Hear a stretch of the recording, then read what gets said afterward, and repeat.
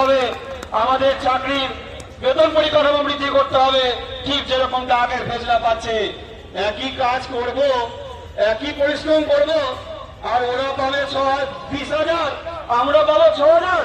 এই অন্যায় আর চলবে না। মাননীয় মুখ্যমন্ত্রী মহাশয়, দিদি আপনার কাছে অনুরোধ করছি, আপনি প্লিজ আমাদেরকে একটু দেখুন, আমাদেরকে নজরে আনুন, আমাদের আইএসএমএস পোর্টালের নাম অন্তর্ভুক্ত করুন, আমাদের চাকরি 60 বছর সুনিশ্চিতকরণ করুন, আমাদের ফেস্টিভ্যাল বোনাস চালু করুন। তারাও পাচ্ছে, আমরাও পাচ্ছি না। দুর্গা পূজা আসছে, ঘরে ঘরে ঘরে ঘরে ঈদ আসছে, তারা তাদের ছেলে মেয়েদেরকে 5,000 টাকা দামের জামা প্যান্ট কিনে দিবে, আর আমরা কি বলবো, বেটা থাম, আগের বছর আসতে দে, দেখবি ঠিক দামি কিনে দিব। কতদিন?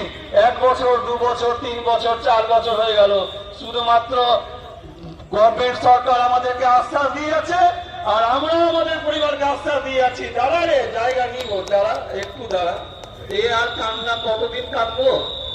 তাই equal pay for equal work, আমাদের জাস্টিস, আমাদের দাবি পূরণ করে আমাদেরকে চাকরির সুনিশ্চিত জীবন পালন করতে আমাদেরকে বাধ্য করুন মাননীয় মুখ্যমন্ত্রী মহাশয়া। আমার শেষ আর্জি জানিয়ে আমাদের আইসিডি সকল পরিবারের কাছ থেকে আমাদের আর্জি আমন্ত্রণ জানিয়ে আমি আমার বক্তব্য শেষ করছি। ধন্যবাদ।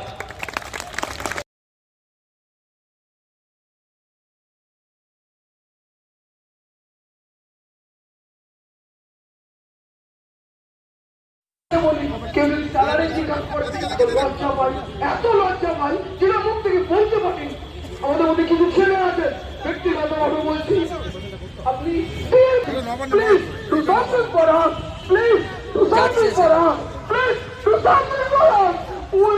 We can't love you, please. Always we support you. Every stage we support you. Please help me. Please help me. আমাদেরকে বাঁচতে দিন, আমাদেরকে বাঁচতে দিন।